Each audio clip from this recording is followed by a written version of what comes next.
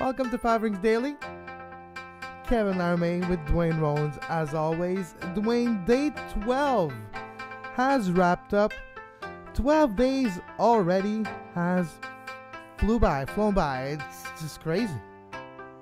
It is just crazy indeed, Kevin. I mean, it's got to the point, it's scaring me because, of course, Kevin and I do a daily soccer show, and we've done that for years now. So, we're used to that rotation of like every day talking soccer, and we've gotten completely out of it to the point that I almost forgot about the team that I cover most closely playing its first game of the competitive season last night. So if you're a Soccer Today listener, we'll have lots of Champions League coverage next week. But we're going to just sort of say TFC got the 2-0 win that we probably expected last night. And, Javinko looks pretty hot and TFC looks like they might even be better this year. But we'll talk about that next week. Just wanted to get that out there quick. Next week. I have no idea what you're talking about. I haven't even known that, nothing is happening outside the world of Olympics for me for the last, one pretty big thing happened in my life. But outside of that, in the Olympics, I pretty much have nothing else I could say in the entire world. Is the world still having 5 continents? I kind of hope so, but I don't even know. But anyways, you can listen to us live daily at 10 a.m. during the Olympic Games, youtube.com/sports podcasting network, and you can encourage us and continue with your very appreciated support at patreon.com/sports podcasting network. Duane, day 12, during day 12, we're going to get to our medals in a second, but was there something that really got your attention? I know a few hockey games just wrapped up, and you had some interesting thoughts about them. Yeah, look, I mean, I'm going to talk about the hockey tournament a little bit in my medals, but by and large, I mean, these games are AHL quality at the top end, and although I'm having trouble wrapping my head around the men's tournament a little bit. Obviously, I am a Canadian, and as a Canadian, once you see the Maple Leaf on the shirt, you're sort of all your biases, all your preconceptions of what you're watching go away, and you just want to see the red shirt win. You're just used to that, and this actually reminds me nostalgically a little bit of watching Canada play back when I was a kid in the 80s and early 90s, and when they struggled a little bit more than they have in the last 3 Olympics, where it's really just been them rolling over. Those last Olympics, Sochi was, I remember at the time during the show saying that we might as well just stop playing best on best tournaments at that point. I was being facetious. I didn't want them to take me literally, but because Canada they ended it, right? Like there's just no question anymore. It's like, boom, they're just going to grind them into the ground, and that's exactly what they did. It was like the most efficient, robotic. It was, I think I remember saying at the time how Canada and the Soviet Union, which didn't exist, had sort of switched positions, where the Soviets were this crazy, like the Russians at that time, this crazy team that was all over the place and were unpredictable and were greatly talented in one moment and horrifically defensively in the other, and you didn't know what the hell you were going to see. And then Canada was just this machine that would just go forward, and that they had reversed from where they were back in the day when the Soviets were the machine and Canada was this chaotic mess. But it was kind of interesting. But this tournament's been but it's going to have the semifinals have worked out with one upset team in there, Germany. They upset the Swedes just a few minutes before this show started. That's called pulling Belarus in Sweden, if you remember back to Salt Lake City, and Belarus taking the puck off the head. Tommy Salo, forever in infamy, will be known. He was close to winning the Stanley Cup, but no, nobody cares about that. When the puck hit him in the face, flew over his helmet, and went into the net, that was quite glorious.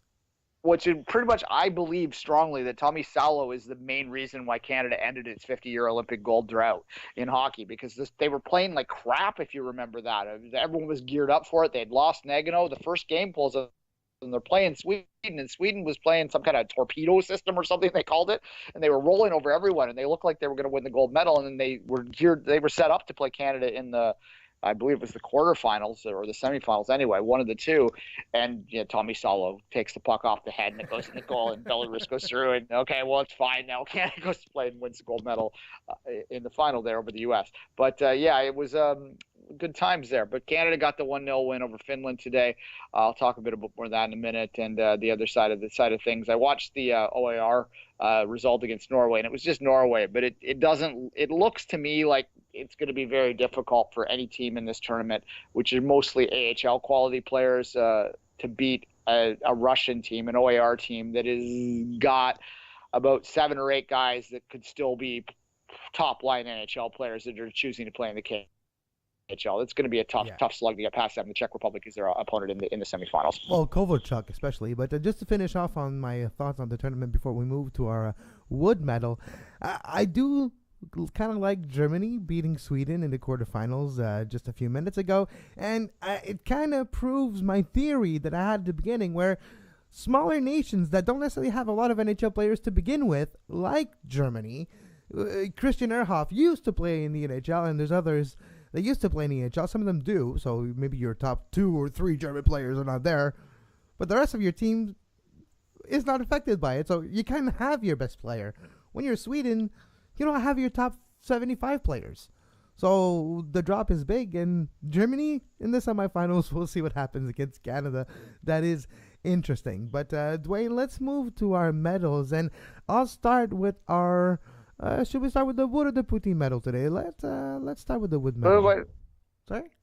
Okay, sure. You want me to go, or do you want to go first? Yeah, you go first with your wood medal. All right. My wood medal is the New Jersey Devils for only selling 14,024 tickets to their 2-1 thriller versus the Columbus Blue Jackets last night, because we know the NHL felt that highlighting such classics as the Devils Jackets in game 61 of 82 is what would truly grow the game in the United States of America, and that's why the NHL stayed home from this tournament. And they only sold 14,000 tickets for such a thrilling contest between the New Jersey Devils and the Columbus Blue Jackets when their players were half asleep. I'm being sarcastic in case you haven't figured that out. My wood medal goes to the NHL belatedly for the stupidity of keeping their players out of this tournament. This tournament, as we just said off the top, is a right mess that doesn't make any sense. I don't know what it means. Obviously, it means something for the players, but in terms of global hockey and everything else, it's silly. And they are trying to replace it with this idiotic World Cup. I know if you're new to listening to this, we went on rants about the World Cup, quote unquote, of hockey when it was the lead up to that. Who the hell has a World Cup where they have Team Europe and the Team Under 23? Like, come on, hockey. I don't understand. The worst thing about hockey are the idiots that run the sport. That's all I got to say about that, Kevin. All right, then you're pretty much dropping the mic on that one.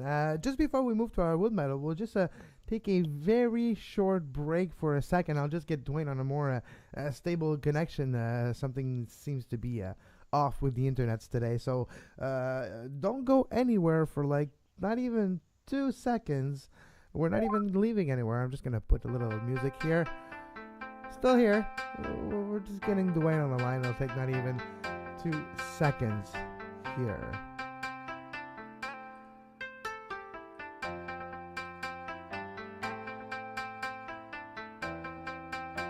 But I do agree with Duane about the hockey tournament.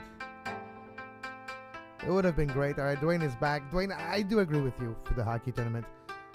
I do feel that we're missing the best players, and like I mentioned to you and to a lot of my close friends that actually follow hockey at a high level, some of them actually cover the AHL as a job, and I do have to say, yeah, the level. I miss my hockey players in the high level when you were looking at games like last night, and pucks bouncing, passes are not necessarily where they should be, and it's not necessarily a contest of who's best, but it's a contest of who's getting the luckiest and who's playing best defensively.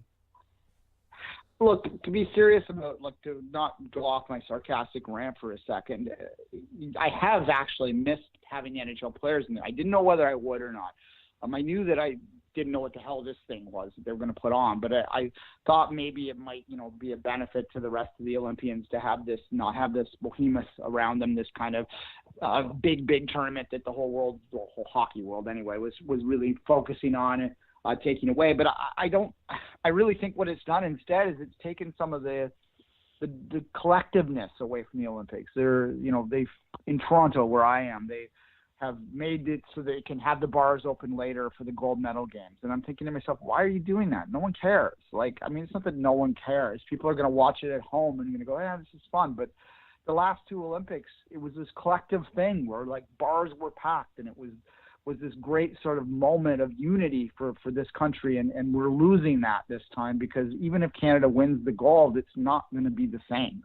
And I think that's a real shame. And look, that's nothing against these guys that are battling out there, and they had a great result today against Finland. It really was a very gritty sort of like heartfelt battle that they managed to scrape by on, and wonderful for them that they have the opportunity. These are guys that are journeyman pros that are going to have an opportunity to win an Olympic medal regardless of what happens in that semifinal, and they probably will win an Olympic medal, because you would assume they probably will beat Germany. So good for them, and I don't want to take anything away from them, but in terms of like what it means to this country, which really does, for better or worse, define itself around its hockey success often, I think it's just sad that we won't have that. And I just don't understand why the NHL believed that it was better off to play the New Jersey Devils and the Columbus Blue Jackets for, the fourth time this season to like a half full arena in New Jersey. Like, how is that benefiting the game? And you look at it from the American side too, Captain, and like the Americans just sort of, they're gone now. Yeah. I doubt anyone noticed, right? Like they lost. Well, that's the thing. By the way, if you're listening to this and you're an American fan, you're not going to win the medal. You got booted out in the the quarters or the eighth. I don't even remember. It was the quarters, right? So, quarters, yeah. They preliminary around one game, yeah. So, yeah, exactly. So, no, I do share your sentiment about this, but, yeah, guess what? If Canada makes it to the final, we'll still cheer for a potential gold medal. Moving on to my wood. And my wood, Duane, today goes to not necessarily the sport itself, but this course in PyeongChang of ski cross. It's the same course as snowboard cross, but it's a bit unforgivable. It's kind of insane. It's kind of scary. And if you saw last night's race, you see the image on the video feed if you're watching on YouTube. Chris Del Bosco had a major fall, major crash, and it's not his fault necessarily, but it's how the course is actually laid. The ski aspect of it carry more speed than the snowboard, and on some features carry maybe too much speed and don't have the space to ditch that speed before they go into the kind of a very banking turn that kind of has an angle to it. So it has a lot of pressure and a lot of G-force on the riders, and if you carry too much speed, you'll go into the barrier. So we've seen this happen, and we've seen riders trying to ditch speed at the worst time possible, lose balance, jump off. There was 3 very bad crashes in the ski cross event last night, and a few of them got stretchered out, and Chris Del Bosco is in the hospital now. Well, I'll talk about him in a second, but it is terrible the amount of danger those athletes are willing to go through, and yeah, makes for compelling television, makes for a great event and great competition, and it's becoming more and more popular, yes. But it's still that course, and the engineers that put that course together are maybe pushing the limits a bit too far. Yeah, but you don't want to put the athletes at risk. And I talked a lot about this in my previews when I was talking about the courses that they laid out in terms of the bobsled and the ski hills that they choose in the courses that they're setting there. And they quite rightly set them easier. Because they didn't want to put some of those, emerging nations athletes at risk for their health in competing in the Olympics. And that's been a trend that we're seeing more and more that I think stems back from probably the tragedy in Vancouver with the Georgian luger, right? But it seems on the X Games side of things, on the action sport side of things, they don't take the same sort of precautions. And I guess on those there aren't really, outside of that Hungarian woman, the American rich woman that decided to milk the system to get an Olympic spot, which was outside half pipe without doing even a move, just going down. Like, why didn't I think of that? Why wasn't that my ticket to go to the Olympics? We could have done that. Like, I would have been great at that. And you know what? Like, yeah, she put up with being embarrassed for like, a minute. I bet she's not very popular on the tour because she's doing what she's doing, or maybe she is because she might be a party girl. I don't know. Yeah. I suspect that that's what she's there for. She got her time in the Olympic Village and gets to go to all the events for free and all that sort of stuff. She had to travel though. You need a certain amount of top 30. And let's quickly, before we move on, Emma Sweeney something. Now she's riding for Hungary skiing, and she found a way, because you need a certain amount of top 30 to qualify for Olympics, right? So she found a ways to always go to events where there's not even 30 riders. So you just make sure you finish the run, make sure you get a score in, make sure you don't fall, and, well, guess what? It's a top 30, and you get your Olympic qualification this way. And once you're here, who cares if you finish last? You are an Olympian. I wish I thought about that loophole. And now, you know what, though? With her and the publicity around her presence at the Olympics, we're going to see this happen way too often, and then the rules are going to be changed, and it won't happen anymore. But it's an interesting way, and Duane, I really wish we thought of that before. I had a friend who was an alternate on the Canadian rowing team in Atlanta, and he would often tell us candidly that he had the best Olympics that he possibly could, because he knew that he was not going to have to compete, even though he would have obviously liked to compete by the time that the Olympics rolled around, and he knew that his role was to be an alternate. To put it kindly, he enjoyed himself during that Olympics, and I'm sure that was part of what this young woman's motivation was. And she had to be independently wealthy. You know, you can't anyone can do this. But yeah, you know where the only events in the World Cup level that don't necessarily have 30 athletes are the ones that are in the middle of nowhere, like in the middle of Siberia, or the World Cup event that's in the middle of China, and at the top level of the sports are taken off. That's the one you need to go to. So she did have to travel a lot.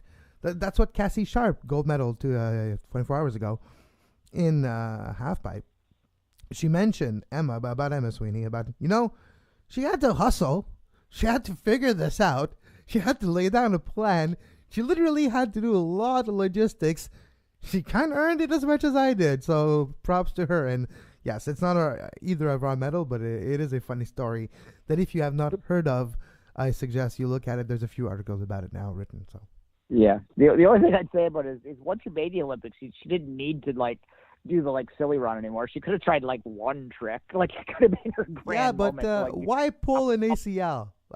Knees are important, right? Why risk destroying the way you walk for just a moment where you're not that good anyways? Fair enough. All right, maybe we should move on then. All right, so yeah, that's your wood medal. So maybe I'll go to my bronze medal then, Kevin. Let's do poutine. Let's move on to poutine. Oh, poutine, yeah, sure, yeah. You set poutine up for us. Yeah, it's kind of related, anyways, to ski cross because it's Chris Del Bosco. Chris Del Bosco. I'm gonna show you an image if you're looking at the video feed. He's the guy falling right here.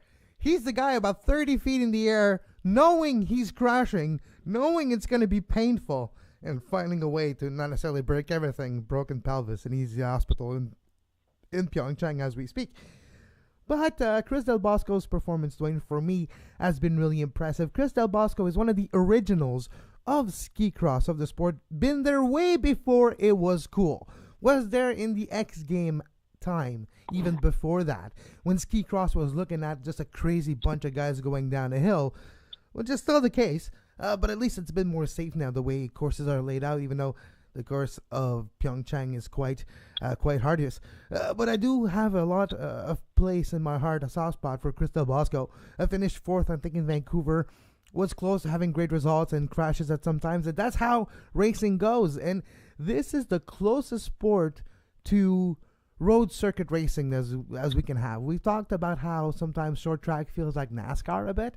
Well, ski cross feels like F1 to me on a road course. The way you need to take risks sometimes, and you can finish second or third, but that's not good enough.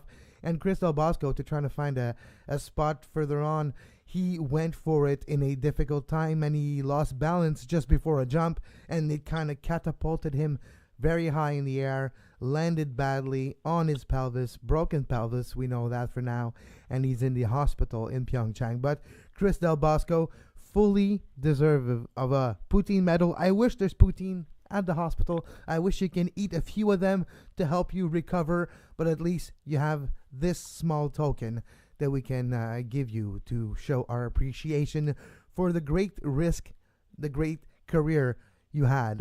It's hard to come back from a broken pelvis. Hopefully he does. But Chris Del Bosco, one of the originals of the sports of ski cross, and tip of the hat to you. Yeah, it's always sad when you see any athlete get injured at the Olympics. Obviously, it's you put so much focus into one event, and it's such a unique situation in sport. One of the reasons we love it is the scarcity of the opportunity, right? Which makes the opportunity when you do have it so much more special, but it also makes it so much more tragic when it goes wrong, and it can't go any more wrong than an injury.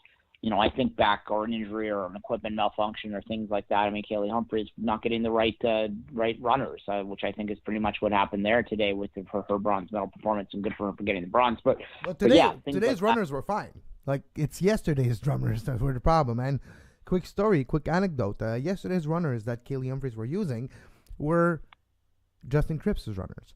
So that is fascinating to me. And then she followed back her first instinct and went with her favorite runners right after. So that's kind of fascinating to me. And the fact that she changed runners, and today we're doing great. And I know the times were a bit off today as well, but everybody's time were a bit off today. Yeah. So Germany was not as fast, but no, it is fascinating in a way. Yeah, well, I mean, it's a sport of R&D, like we said yesterday, and that's like F1. If you like that stuff, and I can appreciate too the technology of it. But anyway, we're getting a little off topic here. There was the French skier went down too yesterday pretty badly in the preliminary heat. So yeah, there was a lot of problems with that on that course, which we've already highlighted. Unfortunate situation, and the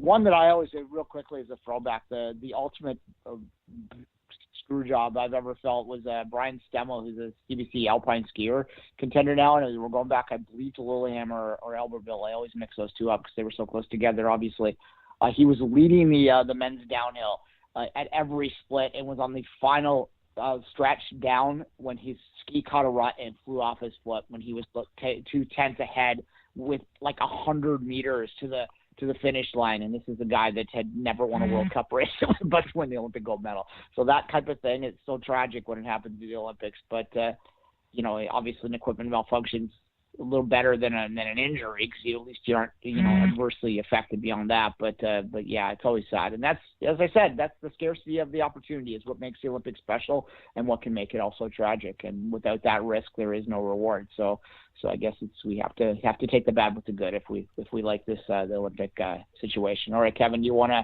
throw us your wood medal or bronze medal? Pardon. Your turn. Go ahead with your bronze. All right, my bronze medal is going to go to Kevin Poulin, the Canadian goalkeeper for the men's hockey team. I talked off the top about this tournament and all that sort of stuff, but I do want to make sure that it's understood that I do appreciate the efforts of the people that are there.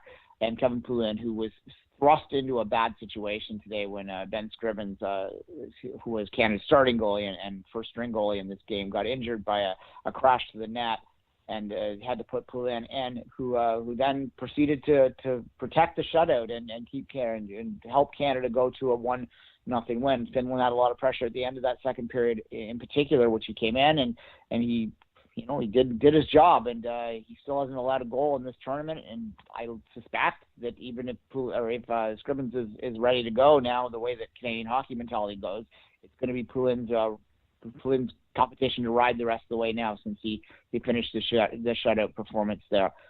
So to Kevin Poulin, a man who shares Kevin Laramee's beautiful first English name, English first name's French second name situation, is my bronze medalist for the day. All right, let's move to my bronze medalist for day 12, Duane. And mine is a bit of a combined medal to engineering and to a competition itself. Big Air qualifiers of snowboard Big Air happened early on day 12, which was last night Eastern time, on which would be a Tuesday night. But yeah, so anyways, before I get confused with my time delay and my everything, this Big Air qualifiers competition, Duane, was amazing to me. The level was like, you had to pull it like a 91 to qualify in this from Heat 2 to the finals. It's insane. 3 Canadians made it to the final, so we're gonna have more. 4 Canadians total made it to the final. No, 3. Sorry, 2 in the second. Yeah. So Seb Toots with a great run. Mark McMorris and Max Barrett, name that we've said before when we're talking about slopestyle, all made the final. It's difficult. It's going to be an amazing competition. And engineering part of that medal is how they created it. You've seen the ski jump competition. Well, right in front of it, where the actual stands for the stadium, because the bottom of the ski jump hill is an actual soccer stadium at Alpensia Center. There's a soccer team from the K-League, from the Korean League, that plays out of there, and they use the stands as one of the backbones of the ramp, the landing area. And you have the jump. It's beautiful to watch, and there is the fear factor when you're on top of that hill with the camera view. You see it, you're like, yeah, it's kind of high, it's kind of big. Do I have to go? Can I jump? Can I just watch?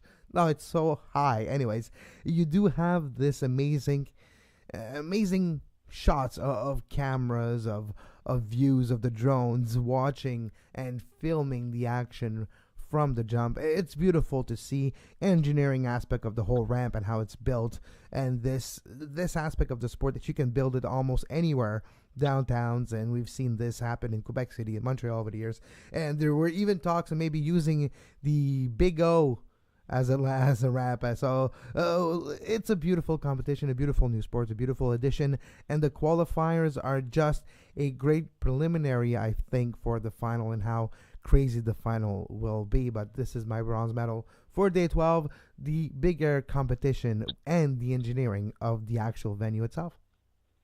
Yeah, I think with the emergence of first off, yeah, that was unreal, and they were doing tricks that the commentator was saying that, you know, just 4 or 5 years ago, the tricks they were doing in qualifying with the stuff that they were doing in finals, right? So like this sport is emerging quickly.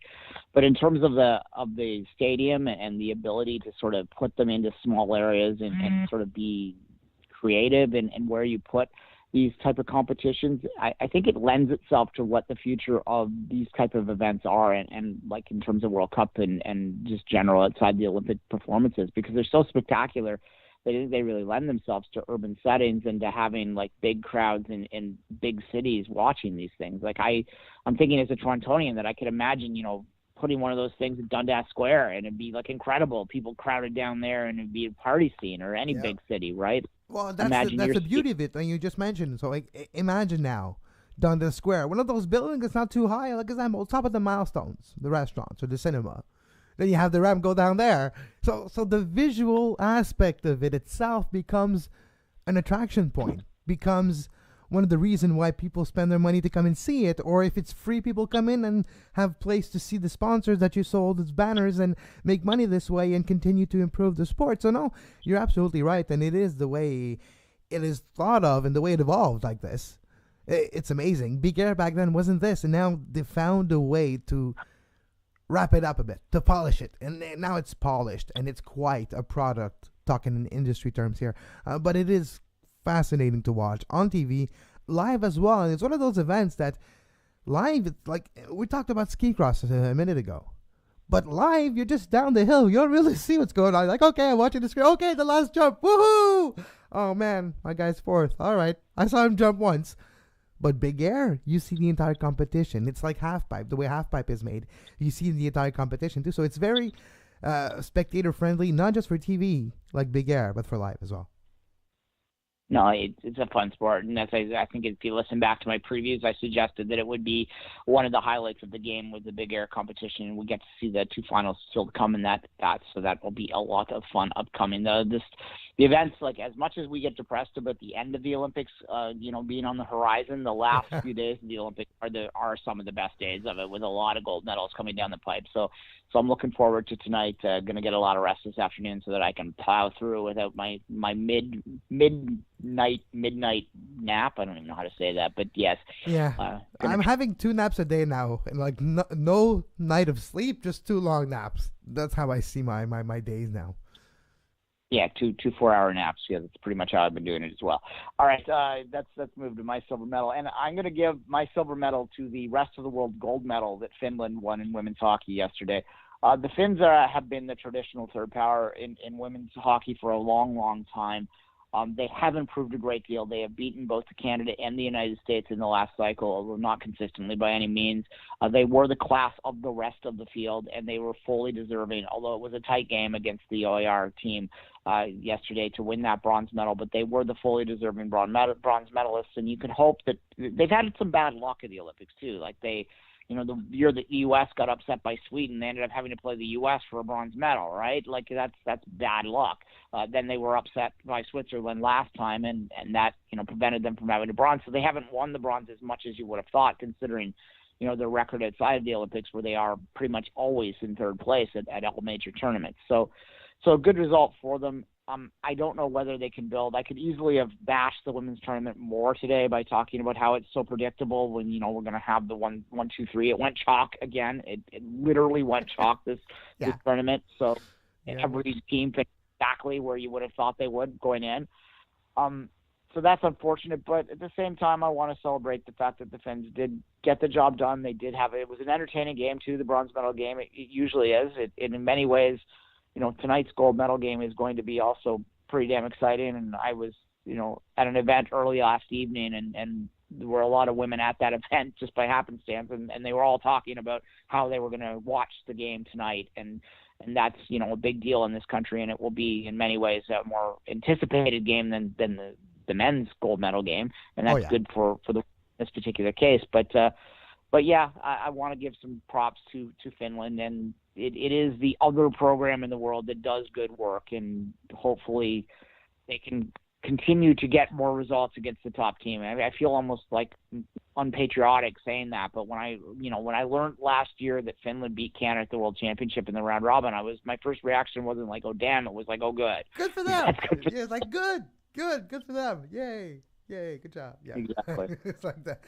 Almost out. Cool. Finally you're in the right direction. All right, let's move to my silver medal, and my silver medal for day 12 is the downhill for the women, and Lindsey Vonn winning the bronze medal. How Lindsey Vonn, her post-game interview on CBC got me all teared up, and all the feels at all the right places. It was dusty in the studio, let's just put it this way, but her run itself, the downhill itself, after all delays and complaints in the first week with the ski competitions, this one went off without a hitch. It was a beautiful competition to watch. And yes, it's unfortunate Lindsey Vonn has had a lot of injuries in her career, and especially ones a few weeks ago, because it's her right knee in some part of this course where really you needed a very strong right knee to make that turn not too wide, and she did, and she finished third. Goggia, the Italian, finished first and the Norwegian second. Lindsey Vonn still very proud of that race. Beautiful runs, beautiful lines, a lot of speed carried through that course of the downhill. It all came down to one turn and one maybe too much pressure, a bit of too much pounds of pressure on the knees, the right knee especially, of Lindsey Vonn on that turn. She got a little bit wide. She lost that precious time, and she finished third, but still a great competition, a great run. And the fact that it was postponed might have been a benefit for a lot of riders in hindsight, because usually you have one practice run, right? But because it was delayed a few times and practice runs, and they had 3 or 4 for most of the riders. So that does give all the skiers a bit more advantage. They know the course by heart. They know where to focus, where to cut the course as clean as possible, where to get the advantages. So I do found maybe in the future we should allow for more training practice runs in downhill. So maybe it's a bit safer this way. And as well, if you have more training run, it makes for a more spectacular event. But I really enjoyed the downhill last night.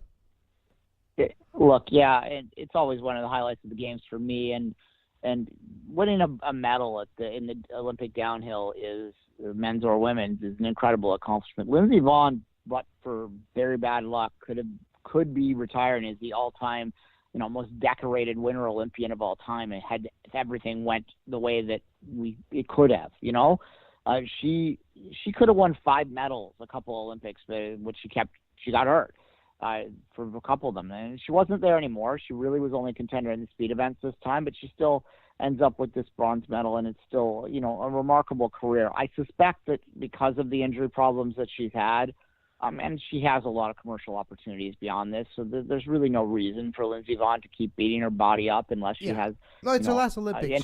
She mentioned it herself, Duane. She, while crying with the CBC journalist, her name escapes me, but Lindsey Vonn was talking about, I wish I could continue. I love racing. I wish I could keep on racing forever. But with my body's telling me, no, this is my last Olympic. And she said, I'm sad because it's my last Olympic downhill. She said, it's sad because I love racing the Olympic downhill. I never get the amount of texts just before a race than an Olympic downhill. Like, geez, guys, you can text me other time. And she's like, I'm here.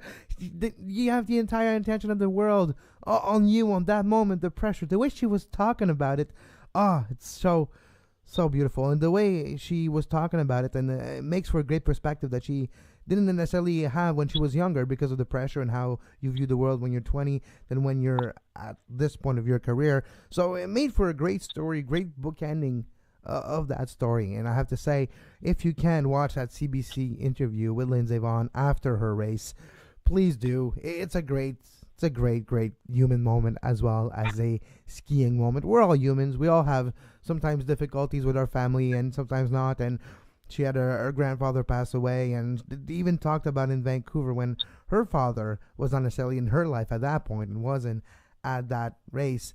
And it meant the world to her for him to be now in Korea for this race. So, great interview. And I have to say, the more I talk about it, it's getting a little bit more dusty here again. So, Duane, let's move to your gold medal for day number 12. Yeah, real quickly on Lindsey Vonn. She was really only fully healthy for one Olympics. That was Vancouver, and she was the most dominant skier in Vancouver, which is a testament to how good she was at the peak of her powers, and still good to this point in her career, with the point she can win a medal this late in her career. All right, moving on. My gold medal is also American today, and but it's a different kind of skiing. It's the cross-country version. I'm giving the gold medal to the women's sprint relay team, for the Americans who pulled off a bit of an upset, although they were medalists at the World Championship last time, to win gold in the sprint relay, to beat the vaunted Norwegians and Swedes at the line to capture that gold medal.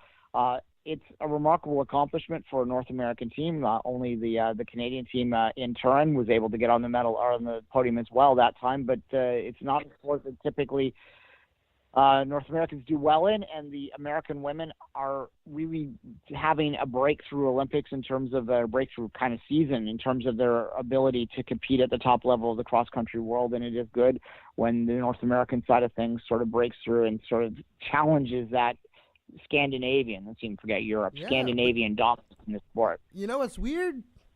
OAR athletes are not as performant in cross-country skiing in PyeongChang than they were in Sochi. I don't understand. I wonder why. I wonder why they're having difficulty in cross-country skiing this year. Anyways. We might as well keep going. There was an article by a journalist here in Canada that is not always who I don't always agree with, but I do agree with his take in this particular case. Steve Simmons is his name.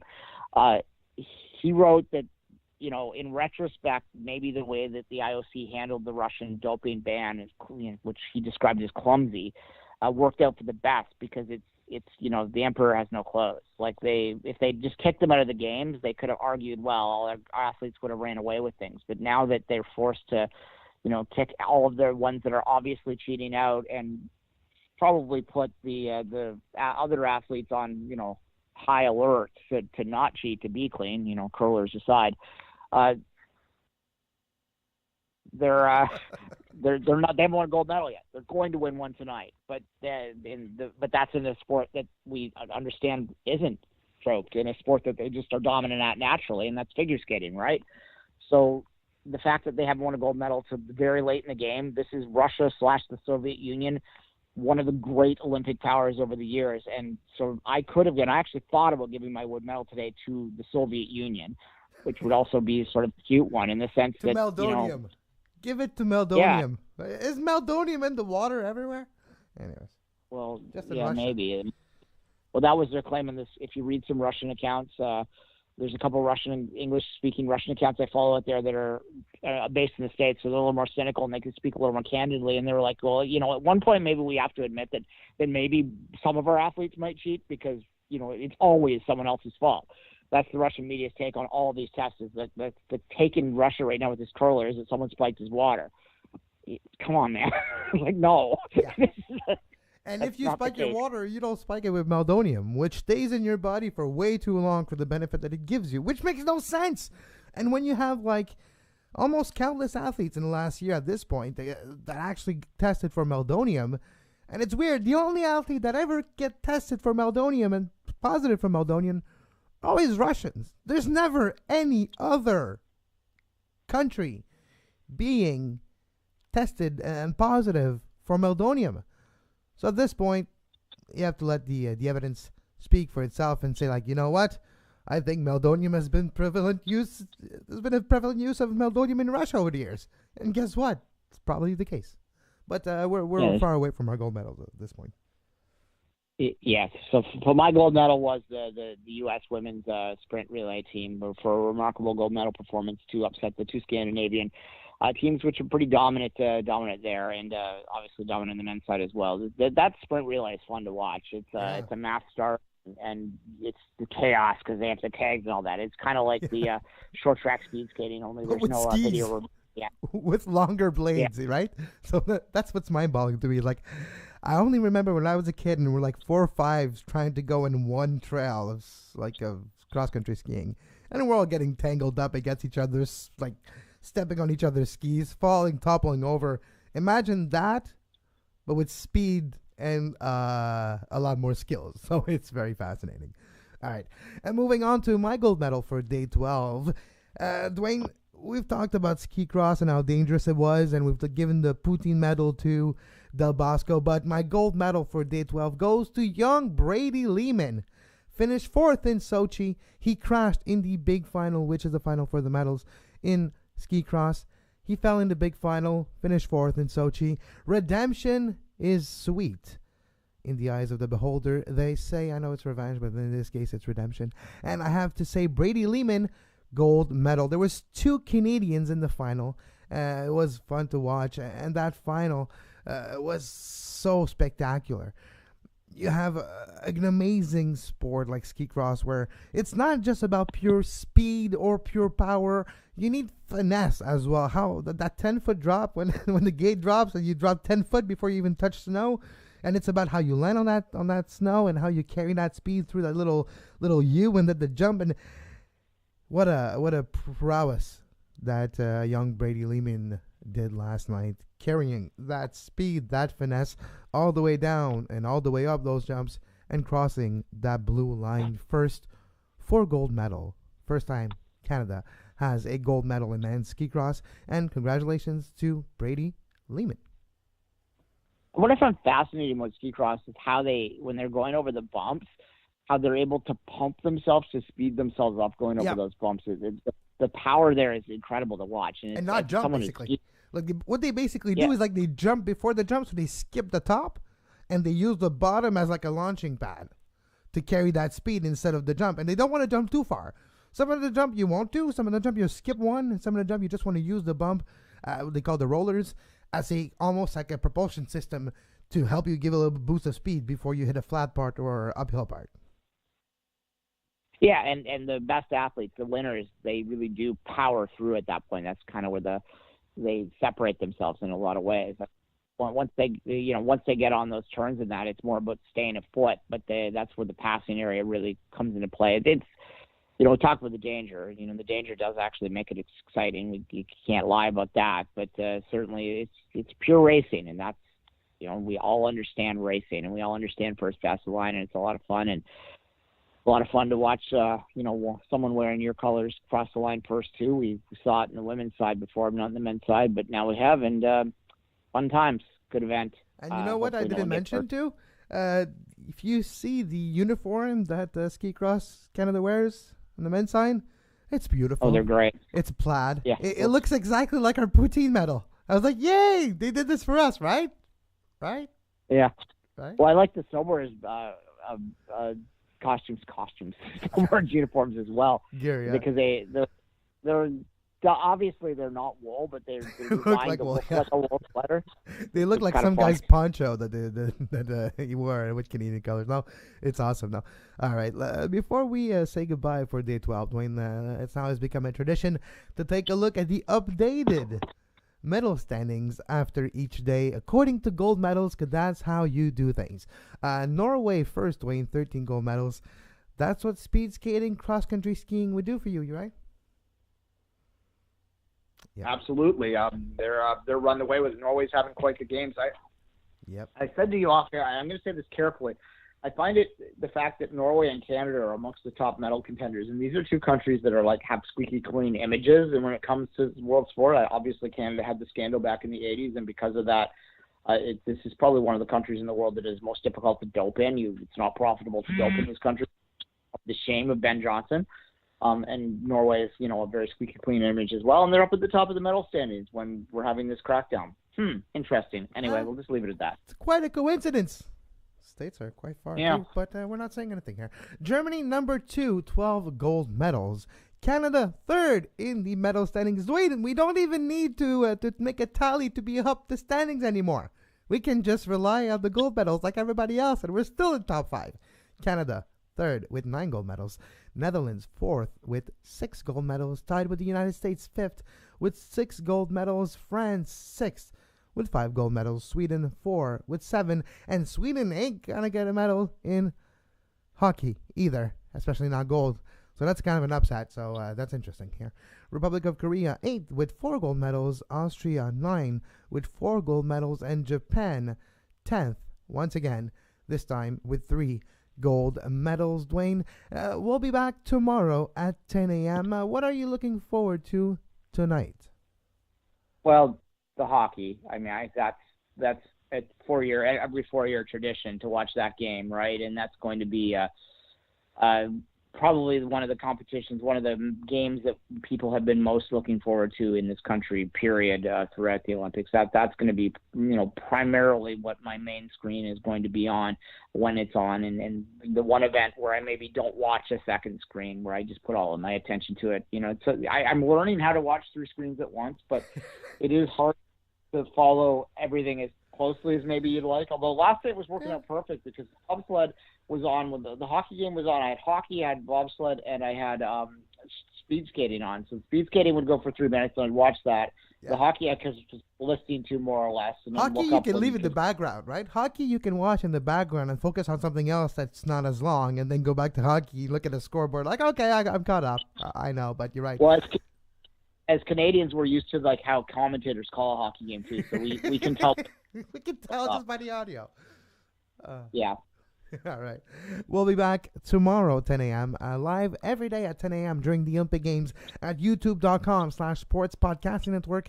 You can find the on-demand version as well wherever you get your podcast. That will be iHeartRadio, TuneIn Radio, Apple Podcasts, Google Play Store, anywhere you get your favorite podcast. You can as well encourage us financially by going to patreon.com/sports podcasting network. $1 a month goes a long way for independent sports journalism. Support independent sport journalism.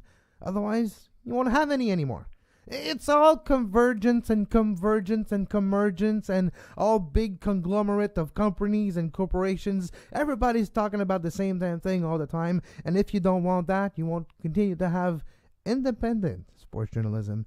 Help us by supporting us. Patreon.com/sports podcasting network. And as always, until tomorrow, I'm Kevin Laramee, and for Duane Rollins, have a great Olympics and get some sleep, will you?